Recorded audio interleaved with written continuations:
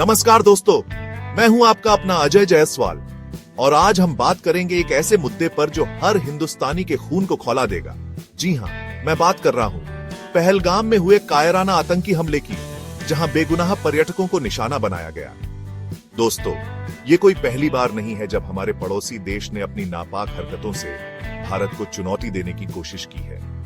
लेकिन आज सवाल ये है कि इस बर्बरता के बाद भारत चुप कैसे बैठ सकता है? क्या हम फिर से बस निंदा करते रहेंगे या फिर समय आ गया है मुंहतोड़ जवाब देने का? आज जानते हैं पहलगाम आतंकी हमले पर भारत द्वारा दी गई जवाबी कार्रवाई के बारे में, और क्या वाकई ये कार्रवाई काफी है? सबसे पहले बात करते हैं भारत की कूटनीतिक प्रतिक्रिया की। भारत ने इस हमले के बाद पाकिस्तान को कूटनीतिक रूप से अलग थलग करने की पूरी कोशिश की है।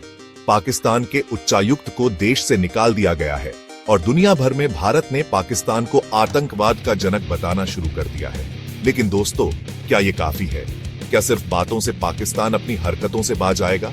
हमें याद रखना होगा कि इससे पहले भी कई बार ऐसा हो चुका है और हर बार पाकिस्तान ने खोखले वादों के सिवा कुछ नहीं दिया है। अंतर्राष्ट्रीय दबाव बनाना जरूरी है, लेकिन हमें यह भी समझना होगा कि असली कार्रवाई तो कुछ और ही होती है।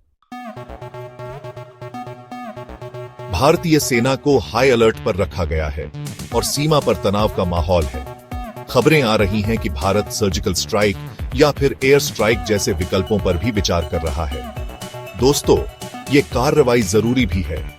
हमें दुश्मन को यह संदेश देना होगा कि अगर उसने हमला किया तो उसका अंजाम भुगतना होगा। लेकिन सवाल यह है कि क्या हम फिर से इंतजार करेंगे? क्या हमें पाकिस्तान को और मौके देंगे कि वो अपने नापाक इरादों में कामयाब हो सके? याद रखिए दोस्तों, समय आ गया है कि हम आक्रामक रुख अख्तियार करें और दिखा दें कि भारत अब चुप नहीं बैठेगा। भारत ने पाकिस्तान को दिया जाने वाला पानी रोकने का भी फैसला लिया है। सिंधु जल समझौते को आंशिक रूप से निलंबित कर दिया गया है, जिससे पाकिस्तान में हाहाकार मच सकता है। दोस्तों, पानी तो बस एक शुरुआत है। व्यापार पर भी प्रतिबंध लगाए जा सकते हैं और पाकिस्तान को अंतर्राष्ट्रीय स्तर पर अलग थलग करने के लिए और भी कदम उठाए जा सकते हैं। हमें पाकिस्तान की अर्थव्यवस्था को कमजोर करना होगा, उसे दर्द देना होगा, तभी वो अपनी करतूतों से बाज आएगा। देश भर में लोग इस हमले से गुस्से में हैं और सरकार से कड़ी कार्रवाई की मांग कर रहे हैं। सोशल मीडिया पर भी #RevengeForTourists और #NoMercy जैसे हैशटैग ट्रेंड कर रहे हैं। जनता का गुस्सा जायज है दोस्तों। हम कब तक चुप बैठे रहेंगे? कब तक अपने ही लोगों को मरते देखेंगे? ये समय है सरकार के लिए कि वो जनता की आवाज सुने और दिखाए कि वो देश की सुरक्षा के साथ कोई समझौता नहीं करेगी। रिपोर्ट्स की माने तो भारत गुप्त रूप से सीमा पार आतंकी ठिकानों पर कार्रवाई करने की तैयारी कर रहा है। इसके अलावा साइबर हमले और सूचना युद्ध के जरिए भी पाकिस्तान को सबक सिखाया जा सकता है। दोस्तों, ये लड़ाई सिर्फ जवानों की नहीं है, बल्कि हर उस भारतीय की है जो अपने देश से प्यार करता है। हमें एकजुट होकर दुश्मन का मुकाबला करना होगा और उसे दिखाना होगा कि हम किसी भी कीमत पर अपनी सुरक्षा से समझौता नहीं करेंगे। ये लड़ाई लंबी चलेगी, लेकिन हमें हार नहीं माननी है, हमें जीतना ही होगा।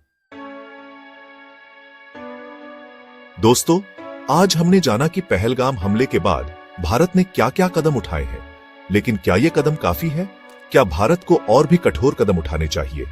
अगर आप चाहें तो मैं आपको भारत की पिछली सैन्य प्रतिक्रियाओं से तुलना करके संभावनाओं का विश्लेषण भी दे सकता हूं, जैसे सर्जिकल स्ट्राइक 2016 या बालाकोट एयर स्ट्राइक 2019। क्या आप उसकी जानकारी चाहते हैं? अगर अच्छा लगा हो तो चैनल को लाइक, सब्सक्राइब और अपने दोस्तों के साथ भी साझा करें। आपका दोस्त अजय जायसवाल। धन्यवाद।